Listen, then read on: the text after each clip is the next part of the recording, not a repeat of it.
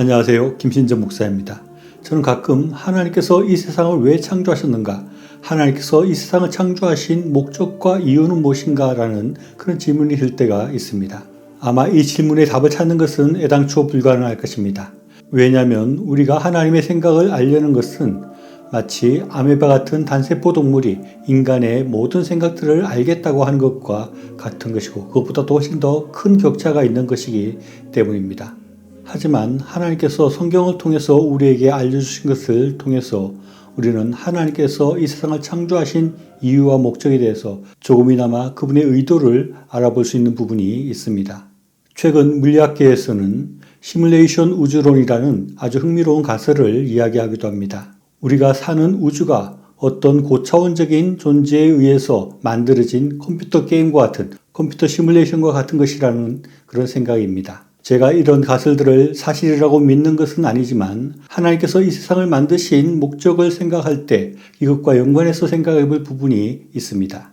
만약 어떤 존재가 시뮬레이션 우주를 만들었다고 한다면 그 존재는 시뮬레이션 우주를 만든 목적이 분명히 있을 것입니다. 그리고 그 만든 세상에 대해서 관심을 가지고 관찰하고 그 세상이 아름답게 잘 유지되기를 원할 것입니다. 이런 상상을 통해서 우리는 하나님께서 이 세상을 창조하신 그 이유에 대해서도 생각해 볼 수 있습니다.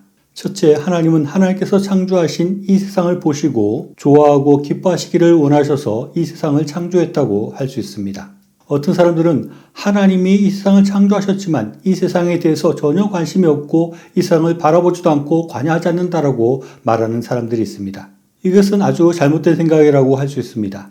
하나님께서 이 세상을 보지도 않으시고 관심도 기울이지 않는다면 이 세상을 창조할 이유가 없었을 것입니다.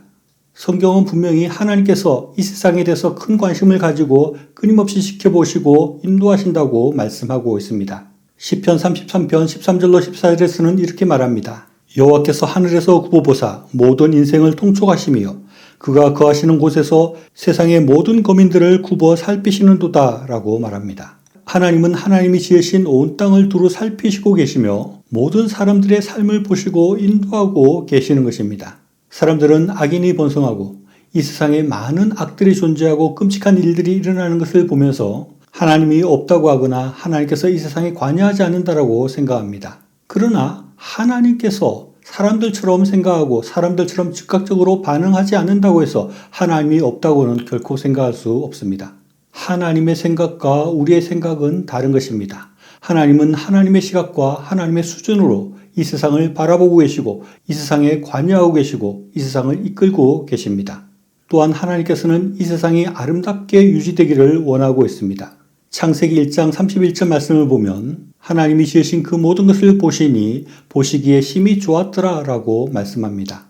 하나님은 이 세상을 아무렇게나 만드신 것이 아니라 이 세상을 아주 아름답게 창조하셨고 그 아름다움을 보시고 심히 좋았다라고 말씀하는 것입니다. 하나님께서 만드신 창조물들이 파괴되거나 망가지는 것을 원하지 않으시고 그 아름다움이 지속되기를 원한다는 것은 너무나 당연한 것이라고 할 수 있습니다.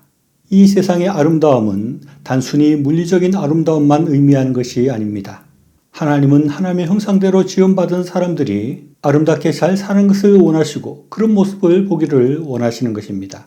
자연은 아름다운데 그 가운데 사는 사람들이 서로 미워하고 죽이는 모습을 하나님께서 기뻐하실 리가 없습니다. 시뮬레이션 우주를 만든 그런 존재가 그런 끔찍한 모습을 보기를 원하지 않을 것입니다. 하물며 보시기에 심히 좋았더라 라고 말씀하시는 하나님께서 우리가 서로 사랑하며 아름답게 잘 사는 모습을 보기를 원하신다는 것은 너무나 명확한 것입니다. 그래서 예수님께서는 내 이웃을 내 몸과 같이 사랑하라 라고 말씀하시고 이것이 가장 큰 계명이라고 말씀하십니다. 이웃을 사랑하는 것은 하나님이 보시기에 좋은 것으로 만드는 것이고 아름다운 세상을 만드는 것입니다. 하나님은 우리가 서로 사랑함으로 이 세상이 더욱더 보시기에 아름다운 곳이 되기를 원하십니다.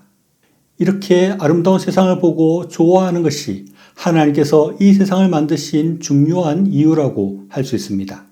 둘째로 하나님께서 이 세상을 창조하신 중요한 이유가 있는데 그것은 하나님이 사람들로부터 사랑을 받으시고 찬양과 예배를 받기 위함이라고 할 수 있습니다. 예수님은 이웃 사랑에 앞서서 하나님 사랑에 대해서 말씀하십니다. 하나님은 우리가 온 마음을 다하고 목숨을 다하고 뜻을 다하여 하나님을 사랑하기를 원하십니다. 이 하나님을 사랑하는 것이 가장 큰 하나님의 계명이고 우리 사람들의 존재 목적이고 이유라고 할 수 있습니다. 그리고 이 하나님 사랑은 하나님에 대한 찬양과 예배로 연결됩니다. 이사야서 43장 21절에서는 이 백성은 나를 위하여 지었나니 나의 찬송을 부르게 하려 함이라 라고 말씀합니다. 하나님은 우리를 하나님을 찬양하기 위해서 창조했다고 말씀합니다. 우리의 찬양을 통해서 하나님께서 영광을 받는 것이 이 세상을 창조하시고 우리를 창조하신 창조의 이유라는 것입니다. 천상의 모든 존재들은 밤낮 쉬지 않고 하나님을 찬양하고 영광을 돌리는 그런 천국의 모습을 보여주고 있습니다. 이렇게 하나님은 우리가 하나님을 사랑함으로 하나님을 찬양하고 하나님을 예배하기 위해서 우리를 창조하시고 이 세상을 창조하셨다고 할 수 있습니다. 우리가 하나님의 생각을 알고 하나님의 창조의 목적을 다 헤아릴 수는 없지만 하나님의 창조의 목적 두 가지는 알 수 있습니다.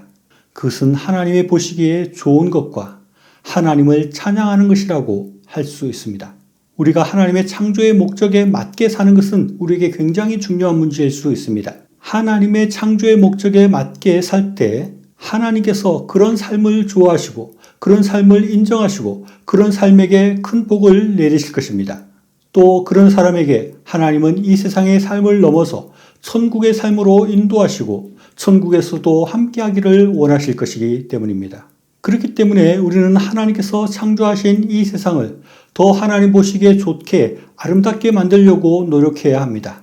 그와 함께 더욱더 우리가 서로 사랑함으로 하나님 보시기에 좋은 그런 세상의 모습을 만들어 가야 합니다. 그리고 하나님은 우리가 온 마음을 다하여 하나님을 사랑하고 하나님의 영광을 찬양하며 예배하기를 원하고 계십니다.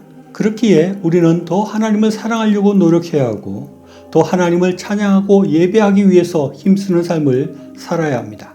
그래서 우리 모두 이런 하나님의 창조의 목적과 이유에 맞게 살아서 이 땅에서 큰 복을 받을 뿐만 아니라 저 천국에서도 하나님의 사랑을 받고 하나님과 함께 살아갈 수 있는 저와 여러분이 다 될 수 있기를 바랍니다.